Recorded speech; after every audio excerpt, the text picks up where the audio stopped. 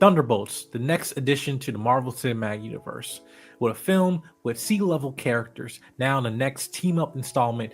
Does this film deliver? I'm here to tell you this right now. I love this movie. I love this movie. If you want to know why, let's dive in.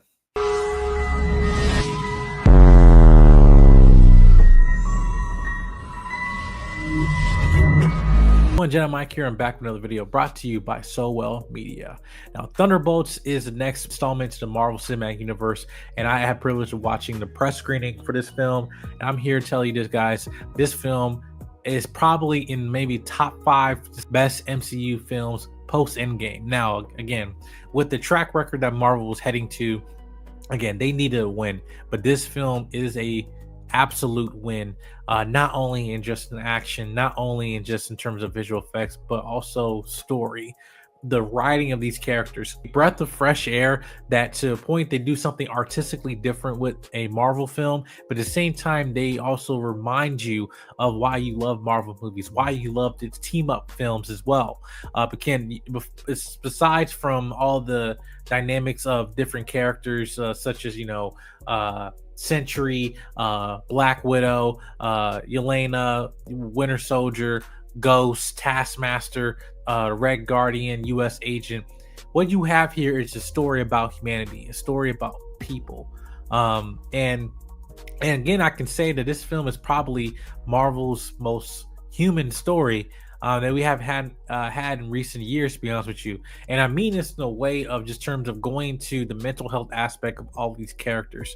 And all these characters, some of them were previous villains, some of them are anti-heroes, or some people were just villains by circumstance, right? Like Winter Soldier didn't have a choice, but yet he's an assassin. Yelena's from the Black Widow program, done horrible things, right? However, all these characters kind of trying to fill a void, no pun intended, and to see to fill that gap that's in their lives and everything. They feel like it's missing purpose, right? And it kind of goes into definitely in levels of depression, people dealing with lack of vision, lack of purpose, dealing with abandonment or loneliness as well. This film dives into in a human way that doesn't come across cheap. If anything, it maximizes everything that's on screen, especially just these characters. Because again, you have a lot of things juggle here with bringing in a new character or a popular, powerful character such as Sentry. And I just gotta say this is that Louis Pullman definitely was one of the stars in the film.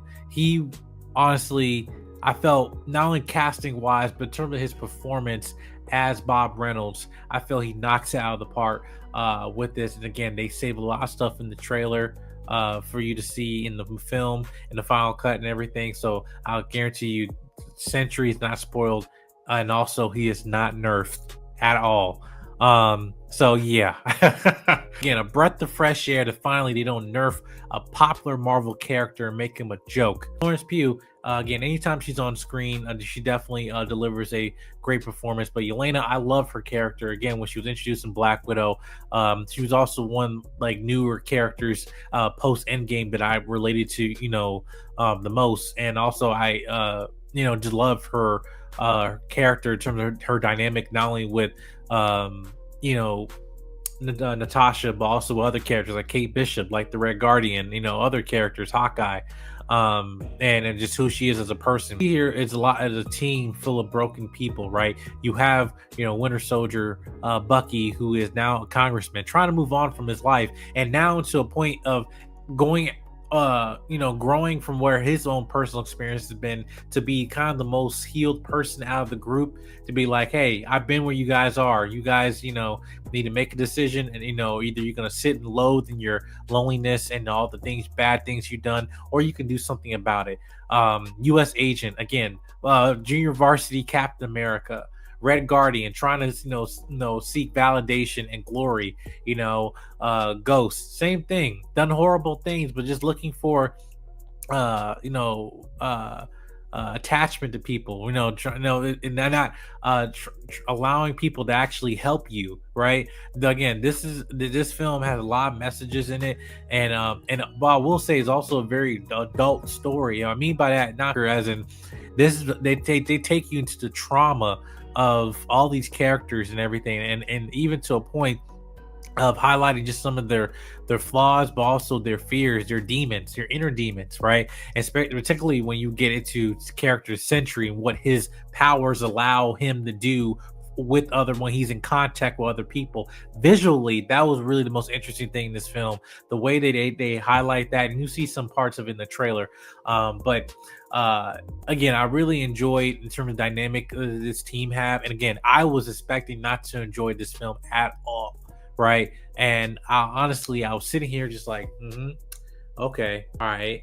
Now I'm getting on the edge of the seat. I'm like, am I liking this movie? No, I love this movie. Now let's make no spade a spade. This is a Marvel movie. There is some flaws here. However, I felt this film, it reminds you why you love Marvel films, right? It might have some issues like in the third act in terms of the kind of, closing out loose ends and certain decisions character make, making this movie is kind of feel low-key kind of ridiculous a little bit and be like, all right, I guess now we just accept this as it is.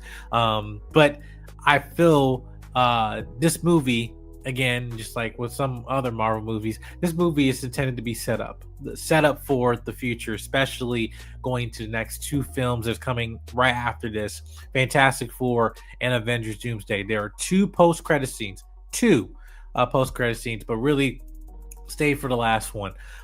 Definitely, I felt a Marvel film that actually connects to the grander scale of the MCU. And no, I'm not talking about multiversal stuff and anything like that. I'm talking about world building, acknowledging stuff that came before, but also acknowledging what's coming soon, right? This film feels connected, like it's moving the universe forward. And unlike Captain America Brave New World, I felt this film moved the universe forward in a good direction.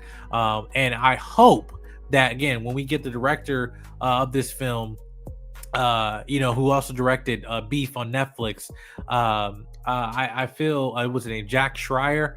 I felt he did an amazing job just highlighting these characters, their dynamics with them, not only just with each other but with themselves. Again, acknowledging the struggles that they're going through, and especially just in terms of not beating yourself up. Like, yeah, you're a horrible person. Yeah, you've done some bad things, but you don't have to be a horrible person forever. You can change. You don't judge people on the worst mistakes. This is a line from Scarlett Johansson, who plays Black Widow, right? That's one of the lines that she's told Jeremy Renner, Hawkeye, in Avengers Endgame. I don't judge people on the worst mistakes, and that's the big message of one of the messages in this movie. Again, we're not our last mistake. We're not our trauma. We're not our demons, right? We are who we choose to be, right? And I feel like they dive into a way where, even pacing wise, like the first 2/3, you think, oh, this is just a Marvel Suicide Squad, but in the third act, it goes to a completely different visual turn that I feel I have not seen in a third act in a Marvel movie like this in a while. And I have to give them props where, give credit where credit is due with this, because they knock it out of the park here, but they're smart in terms of, from a cinematography perspective, with certain scenes, what they're trying to do. Again, going back to set design and imagery and actually letting show, don't just tell, right? Those things, again, is drawing you and taking you on a ride as an audience viewer, a member of the audience and everything. And you're feeling attached to some of these characters that before this movie you probably didn't give a damn about. And that's signs of a good story. That's, hey, if we were making a story that you can at least relate to some of these characters, we won, right? And Marvel won with this. Now, I will say, certain characters, again, there are some stakes here. Again, there's some spoilers here, and again, it's going to be non-spoiler review. But I will say this is that this is probably in my top 5, MCU films post Endgame. Probably third behind like Deadpool, Wolverine, and Spider-Man No Way Home. I actually think this movie is better than Guardians of the Galaxy 3, in my opinion. And I honestly think I am full steam ahead for Fantastic Four coming in July. But I will say this though, in terms of momentum of the MCU, I feel we're heading in the right direction, and I think we're starting to feel the momentum. We feel like we're leading into something like an Avengers film. We feel it coming, right? We feel like the stench, of something that smells familiar, right? And again, the Avengers are right around the corner, and you feel that in this movie. And it's been a long time. Honestly, it feels like I had that feeling of joy walking out of the movie with the Marvel film. And again, I'm here for it. I'm going to be definitely going to be seeing this movie again. And make sure you guys see this in theaters coming in May 2nd, and theaters near you. Again, I'll be dropping other videos breaking down this film, as well as other video essays, because again, there is a lot to dissect here, especially with the character Sentry. There's so much I want to say about Sentry, but I'm going to say in my spoiler review, which will be coming later this week. But make sure you subscribe button, comment, like, and share. Let me know your thoughts. And once you see Thunderbolts, are you excited? I'm telling you, you should be excited. Believe the hype. Marvel is back, ladies and gentlemen. All right, I'll see you guys in the next video. Peace.